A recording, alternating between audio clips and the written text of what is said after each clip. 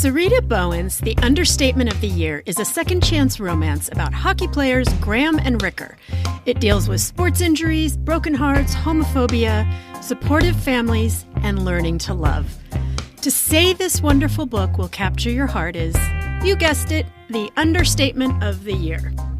Hello and welcome to The Best Book Ever, the podcast where we get to know interesting people by asking them about their favorite book. I'm your host, Julie Strauss, and today, my friends, is a repeat episode. Because y'all, after 3 years, the COVID finally got me. And holy moly, that was rough. Needless to say, it upset my work week a little bit. So, I decided this was a great week for a replay of one of my all-time favorite episodes. One of the very first ones with Jeff Adams.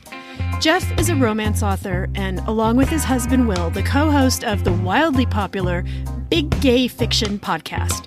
He is also a voracious reader and an utterly delightful human. And I absolutely loved talking to him about why The Understatement of the Year is the best book ever. Hi, Jeff. Welcome to the Best Book Ever podcast.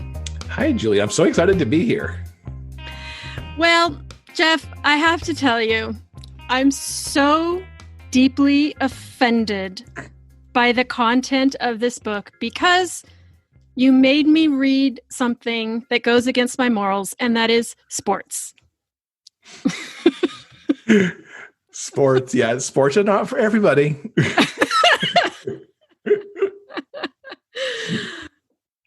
I will say I'm really excited to talk to you about this because even the absolute sports loathing person that I am, I love this book so much. The sports are there so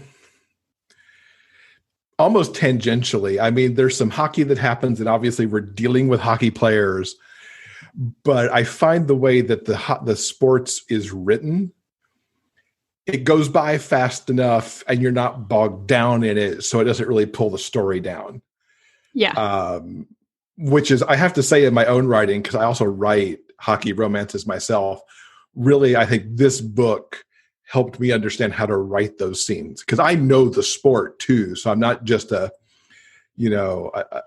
sort of a hockey fan. Like, I've played the sport, so I could really overdo my hockey scenes if I was so inclined. But it's like, make them only relevant to the plot. Don't like showboat a whole bunch of hockey stuff.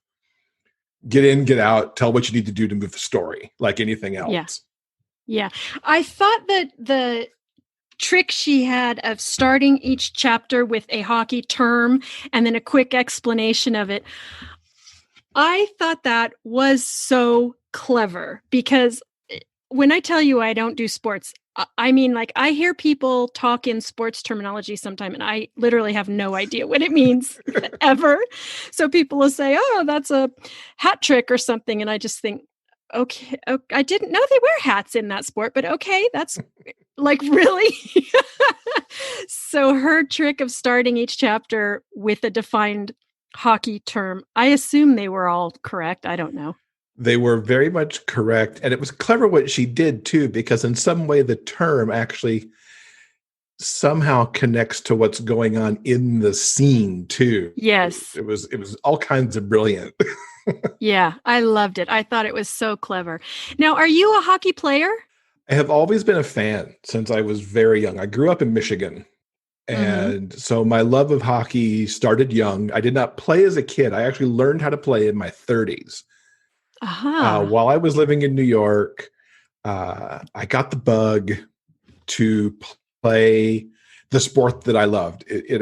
I had ended up playing on my company's softball team, and it taught me for the first time, again, in my 30s, I figured this out, that team sports was fun. And so I wanted to go learn how to do the sport, the only sport that I love, really, because I could care less about most of the other sports unless we're talking about certain Olympic events. So I went and I literally took skating lessons for like 10 weeks. And then I took hockey lessons for about 10 weeks. And then I got onto a team with the New York City Gay Hockey Association. And I played with them on various teams for like a decade until I moved out of the city and came somewhere where there was no hockey rink to play in. And New York not only has hockey teams, but has Gay Hockey Association. Mm-hmm. There's actually quite a few cities that have gay hockey associations. I know Chicago's got one. There's one in, oh gosh, Patrick's going to kill me. I think it's Minneapolis. Sorry, Patrick. There's been one in LA. There's one in Toronto. The New York City Gay Hockey Association does a yearly tournament as well that brings in players from all over the world to play. Why is there a need for a gay hockey association? Well, I would say it's probably less needed now than it was. Mm-hmm. But if you track back to like when I started playing in 2001, it's before the You Can Play project was created, which of course is a organization that really puts forward equality for all team sports. It was founded with hockey in mind, but it really goes well beyond hockey now and teaches inclusivity and equality, whether it's gender or sexual orientation or whatever it is. And even in New York, which is, you figure big city, should be a relatively quote unquote safe place to be. Mm-hmm. There were people who were playing hockey who would have occasionally epithets thrown around on the ice. There were people who wouldn't consider even joining a team because they weren't sure that, they couldn't be open with who they were. And so when these associations were created, it was done so to help people have a safe place to come in, learn the game potentially, or rejoin if they hadn't played in a while or whatever that was, and create that inclusive, safe space. Mm-hmm. And at least, certainly while I was in the association, we were also, we were welcoming of all. You didn't have to, proclaim your gayness or your bisexuality. You could certainly be a straight ally and come play with us. We were often known for having like the funnest teams to play on because we weren't as, I guess, we always practiced good sportsmanship on our benches and we were very supportive of each other. So it was not like, why couldn't you have done better with that? There was no raging on our own benches. Yeah. Screwed something up. So it was, very much that kind of environment. And you could probably maybe make the case now where it's not needed, but it also might be because there could be somebody who still, in the world that we live in, not everybody feels safe. And it can be that safe, welcoming, I'm getting into sports, relearning, learning the sport, coming back to the sport. Because it's still, there aren't that many out pro athletes. It's more prevalent in college these days, but there's still a ways to go. And it'd be nice one day if we could, eliminate the need for these associations, but one day maybe. I was trying to think of, and again, for the third time, I know nothing. But when I think about sports, and I was trying to think which one is the most macho and the most sort of that I think would be populated with sort of aggressive macho men. And I think hockey's up there. I don't know what else is like that except maybe like bull riding or I don't know. I'd say rugby. Hockey. Potentially. Oh, yeah, of course. Hockey is certainly one of those sports where you think of the hyper masculine, aggressive, ready to pound whoever, is in the way sort of sport. And that really comes through in this book a little bit too. Oh, yeah. With some of the shenanigans that go on the ice in this book. And so that's what I think one of the reasons I gravitated towards hockey romance so many years ago. Not only was it the sport that I love, but it's really, especially when you go back into the early 2000s again, and even the mid 2000s, or 20 teens rather, that's where I was actually headed, that it's that juxtaposition that people don't necessarily expect. Mm-hmm. Yes. Oh, you're gay and you play hockey? So it's one of those stereotypes that's always kind of fun to bust. Yes. Yes, gay people play hockey too. Shocking. I know, right?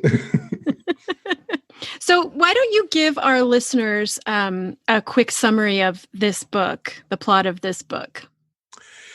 So basically, Understatement of the Year, it's book 3 in Sarina Bowen's Ivy League series. And it's really, I love what she did here because this was the time, this book came out in 2012. And it was still a time where, for the most part, romance was still over in its own little separate subgenre. But here we have a series that books 1, 2, and I believe, and I think there's the 4th, were MF books. Okay. You had met Graham earlier in the series as, somebody who was on the team. And then all of a sudden in this book, you find out a lot more about Graham and all of this stuff that went on with Ricker when they were high school kids. And so it's a really interesting way that she kind of just wove that in for her audience. And in talking to people for Big Gay Fiction podcast and talking to some readers about what their gateway book is into sometimes it's this very book because it introduced them to the genre in the middle of this other MF universe they were reading. Sure. And you see this happen from time to time, even today, where people will weave in that gay book into the lexicon of their series. Tangent. I mean, Suzanne Brockman really founded that with her troubleshooter series way back. She introduced her characters there who were gay, had them get married in the series. So that was a really big deal, going even further into the earlier 2000s, as Massachusetts was getting towards its marriage equality that they were doing.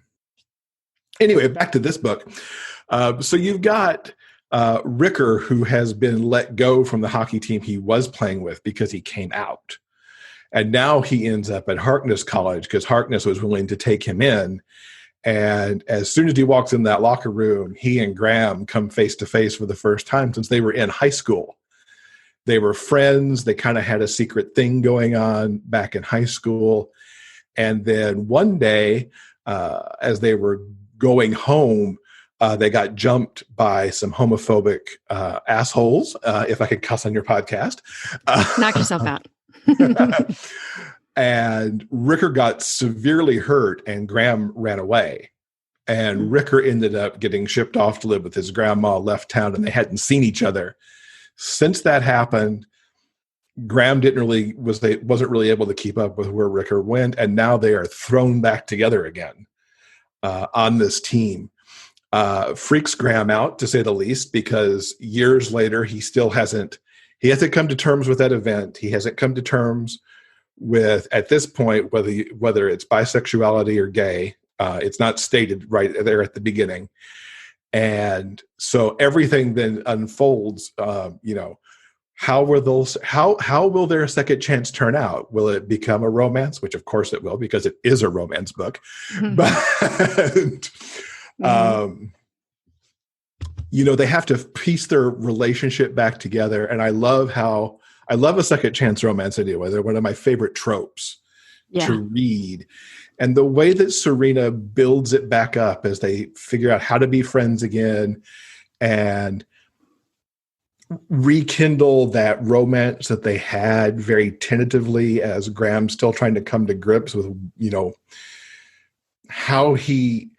who he is, because to a large part, that whole incident back when they were in high school really changed him to the point where I think he just kind of shoved all that in a box somewhere and it's all spilling back out again. How spoilery do we get on your show? Well, go ahead. Say what you're going to say. And if it's super spoilery, we can cut it out. There's a game time incident that happens. Really major head injury for Graham. And it's that moment in the hospital where everything finally ends up coming out by and large, because he has ended up with a type of amnesia where he doesn't realize what's happened at the game, and he keeps kind of flashing back to that incident. And the thing in this book that sticks with me, more than 10 years, almost 10 years on from when I first read it, is the entire thing that goes down in that hospital. It just gives me goosebumps. I'm having goosebumps right now just telling you. And then everything that kind of comes after that as they really, from that point, kind of head towards that happily ever after and clicking everything into place between, Graham finally coming out to his mother. And I love how that happens in the simplicity of asking her to go get a cup of coffee for Ricker because Ricker happens to be in the room the morning when she shows up. The whole trip to Vermont that happens because Ricker has to go see to his grandmother who's become injured is just also, so very sweet. It feels so good, and the emotions are so just well done on the page, and it just gives me all those nice feels that I want to have in a romance. And there's a line in there that I want to tell you that I think was my favorite line in the entire book. They are talking about another one of their players on their team who he was afraid to come out to. And Ricker says, telling him, you don't have to worry about that guy. He's a guy who doesn't care who you get naked with. He doesn't give a damn what people think. That's a real man right there. And that line, I just thought it was so beautiful because it's really what Graham was dealing with is, how does a man handle violence? And he's in a violent sport, and he was once in a very violent incident. And how should a man handle this? How does a friend handle this? How am I human is really their question. And Ricker's the one who tells him, this is who a man is. I thought that was the part where I started crying because I just thought it was so beautiful in that whole acceptance of the people who love you will love you. I loved it so much.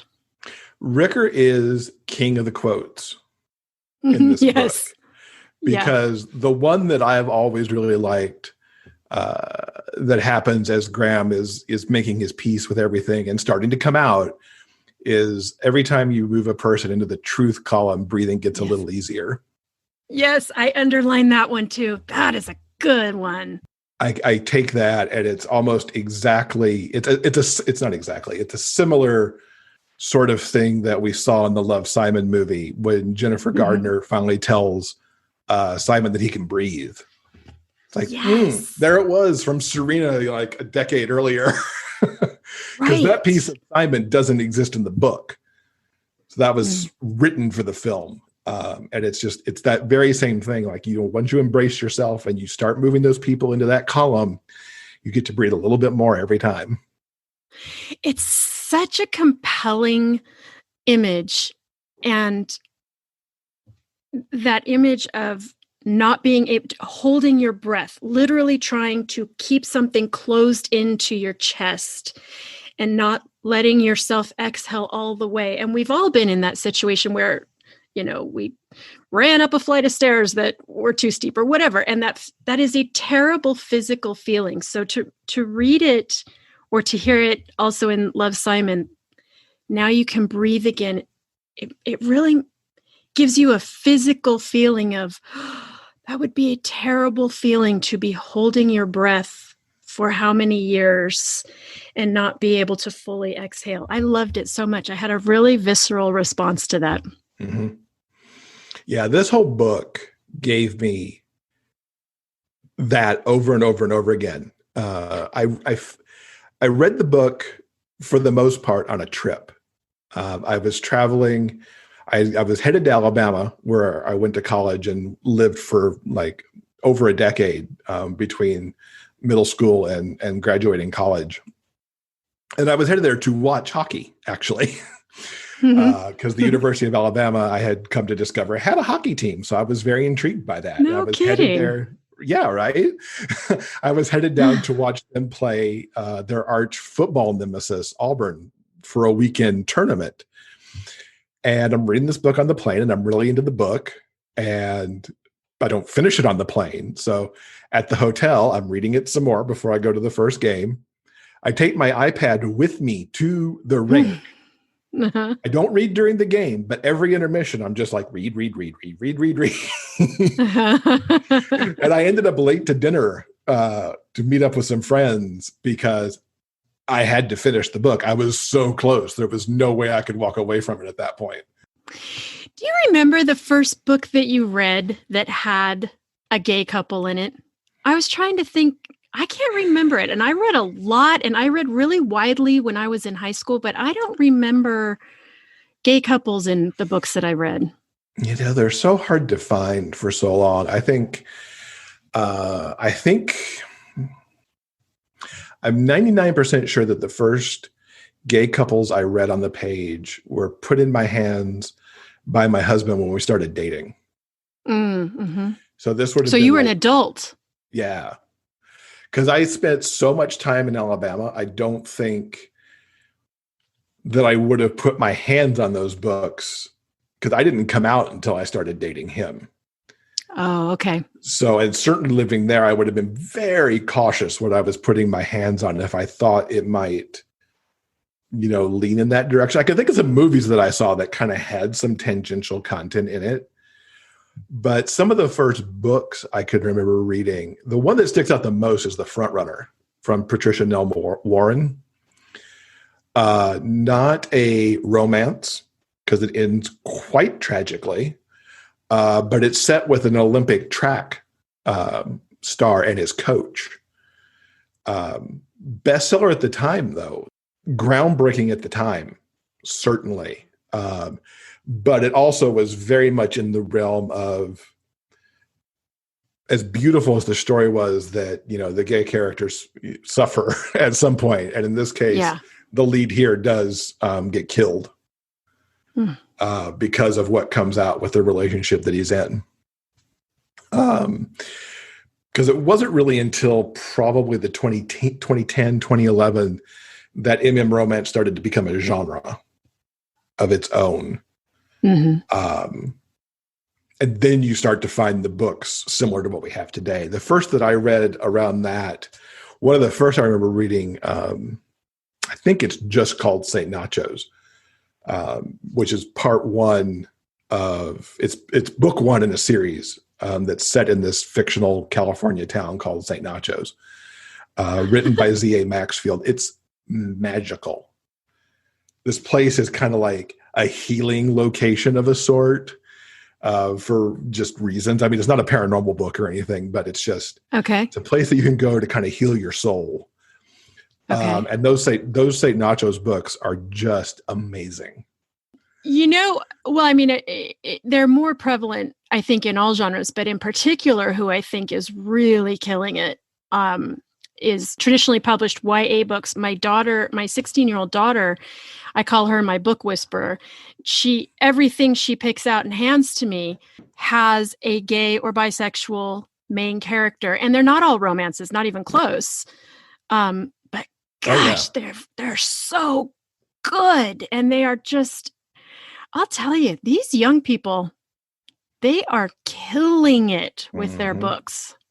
They just are not afraid of topics. I think you can really track some of that back to Simon versus the Homo sapien agenda, which came out, I want to say 2015, maybe, as really one of the books that leads the way to that. I mean, I've just read 2 YAs in the past 2 weeks that are both very queer. TJ Clune's The Extraordinaries. That book was amazing. And I've been a big fan of TJ's for a long time. And Elsie Rosen's Camp, which takes place at a summer camp for LGBTQ plus kids. Oh, okay. That book was just amazing. And I can't imagine how things could be different for a whole generation had that book existed 10, 15 years ago. But we're finally just now in a time where it can be out there. And that's another Big 5 released YA book. I think about that a lot too. Like, these kids get to grow up with these books as they're maybe not quite normal yet, but getting there. Not uncommon anyway. Yeah. I mean, TJ has said on our show that he wrote The Extraordinaries for his younger self because the book with the neurodiverse queer kid didn't exist for him. And so he's written it now for the queer kids that need it. So those 2 books you just mentioned, those are not hockey books. No. So you don't only read sports romance. Oh, no. It's just your favorite? It's certainly right up there. A hockey book done well makes me very happy. V.L. Losey and R.J. Scott do such an amazing writing together and separately. They've got all these hockey books out there that are so good that they explore so many different themes within their books. And they have whole teams that they've created to set these books inside too. It's really quite remarkable. All right. I'm going to ask you a really personal question. Tell me the truth. What the hell is so great about hockey? For me, what makes it good for me is it's fast, for one thing. Those people are flying up and down the ice, and chasing this little Does it feel dangerous while you're flying up? Does it feel a little scary? It can. I mean, I was never flying at NHL level ever. I was way too old to be that fast when I started. But you watch these guys just zipping down the ice. It took a long time for me to be able to just make my brain fire fast enough to, here comes the puck. I've got to take the puck. I got to move with the puck. I got to shoot the puck. I got to pass the puck. There's a lot of, going on there. So it seems like the appeal of it is this real tension between this aggressive speed and also precision of a pretty, I actually have no idea. I'm holding my hand up like I know how big a hockey puck is. Well, it's like donut size, right? Yeah, and a tiny donut at that. Maybe a Dunkin' donut. This is not a giant donut. Okay. Did you expect me to have a puck on my desk? I have a donut on my desk.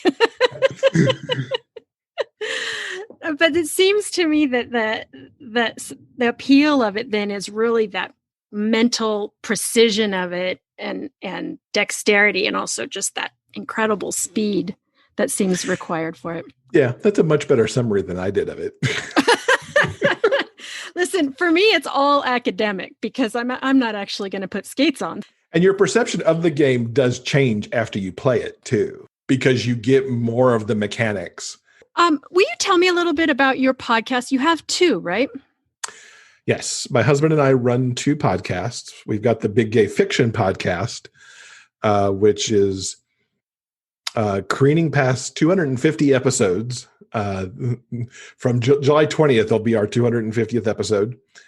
And we'll celebrate 5 years come November.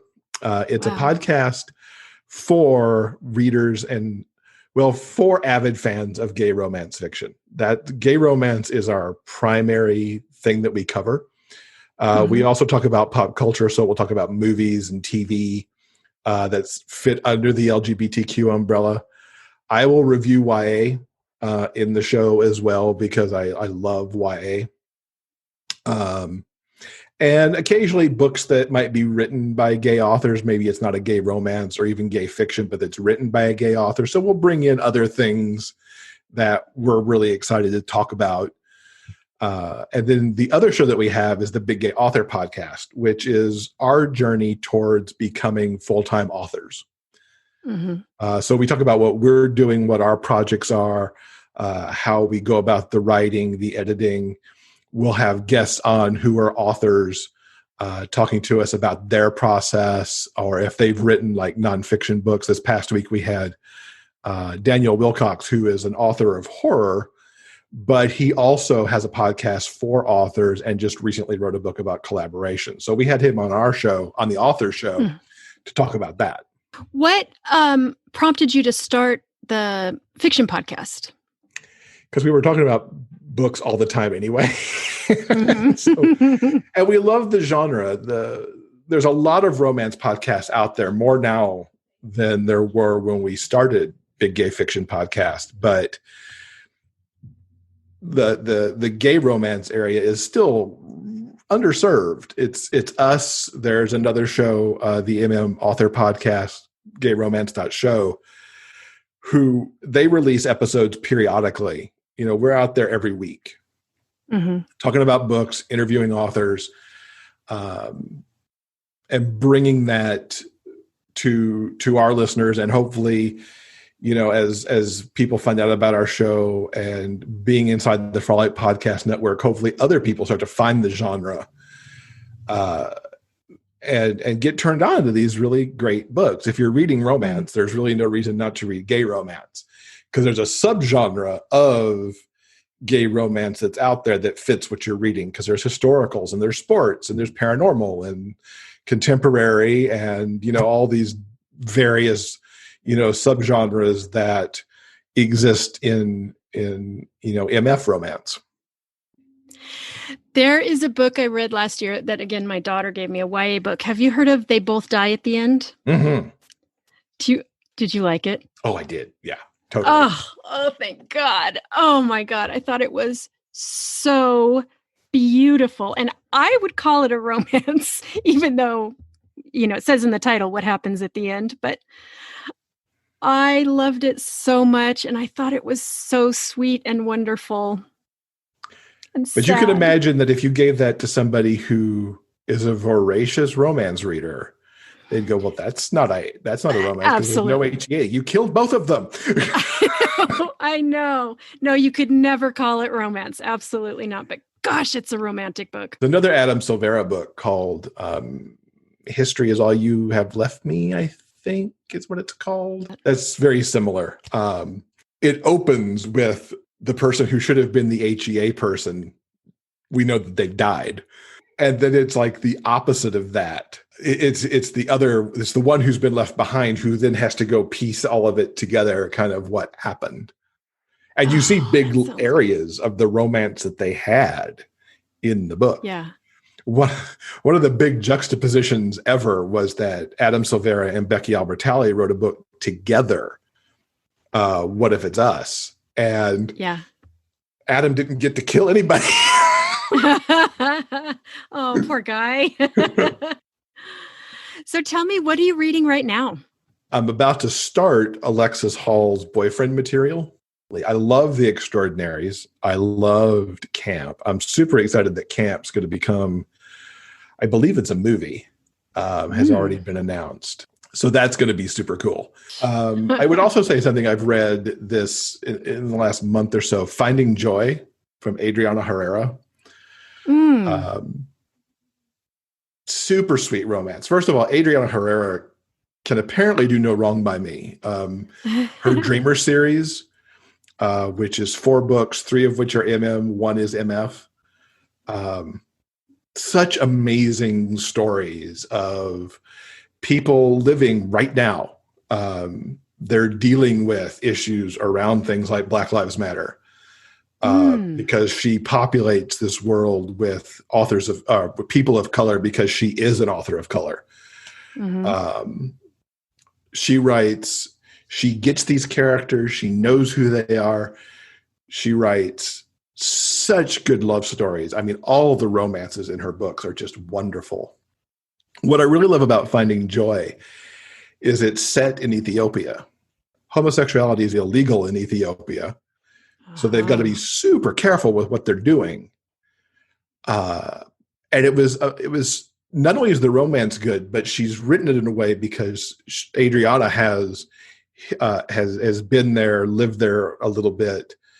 And she presents the country in a way, for most of us in the U.S., we hear about it as a really poor place where there's a lot of poverty and a lot of hunger. She breaks beyond all that. There's clearly that problem because there are aid workers working on that. But there's this whole there's a thriving culture there. And, not everybody is suffering. There's life that happens. There's joy that happens. So it was a little bit travelogue, a little bit wonderful romance. And it was just it's definitely on my list of favorite books of the year so far. The other one that I'll call out is The Hideaway Inn from Philip William Stover. It's about this guy who comes back to his hometown with the intention of flipping an inn. He's bought this inn. He wants to fix it up just enough to sell it and make the money back. Of course, one of the first people he meets when he gets to town, meets up with, is the boy he had a crush on in high school. Vince has put on so much armor because being gay was just not acceptable when he was in school, and he's built up all this armor over time to be butch, and he knows he's gay and he doesn't hide that, but he's butch and he's tough and he's like doesn't put up with anything from anybody. But being back home and being around Tack, that armor starts to come off and he's able to be, the person he's supposed to be. Great small town second chance romance, made me so happy. I'm so envious of young people, in all honesty, that they have access to this. And even if, like you said, if they're growing up in Arkansas in a place where they wouldn't actually put their hands on a book or be seen putting their hands on a certain book, they now have the option to buy a Kindle so nobody sees that they are reading LGBTQ romance. I love that so much. It makes me so happy for them in the future because they're just going to change everything. Yeah. Hide it on your Kindle, hide it in an audiobook. Yeah. It's great to see how it's impacting them already. Well, why don't you tell our listeners where they can find you? So really the hub, I guess, for everything is jeffandwill.com. You can find out about the podcasts, link to the podcast website. You can find out about the books and I that Will individually write. And it's all right there on the homepage, and you can branch off to wherever you want to go find stuff out about. All right. Well, great. This has been really fun. I'm so delighted to finally meet you and that we got to talk about this. And I'm just thrilled that you introduced me to this beautiful book. I loved it so much. I'm so glad you enjoyed it. And thanks so much for having me on. Bookworms, I would love to hear if you've read Understatement of the Year and what you thought of it. Let me know over on Instagram at Best Book Ever Podcast. Links to everything Jeff and I discussed are available in the show notes. Don't forget to subscribe to the new weekly pod newsletter at bestbookeverpodcast.substack.com. And while you're out getting busy things done, check up on your COVID boosters and make sure you're caught up. We have a lot of books to read, fam, and let me tell you, reading while you're sick is not easy. Okay, thanks for joining me today. And as always, I will see you at the library.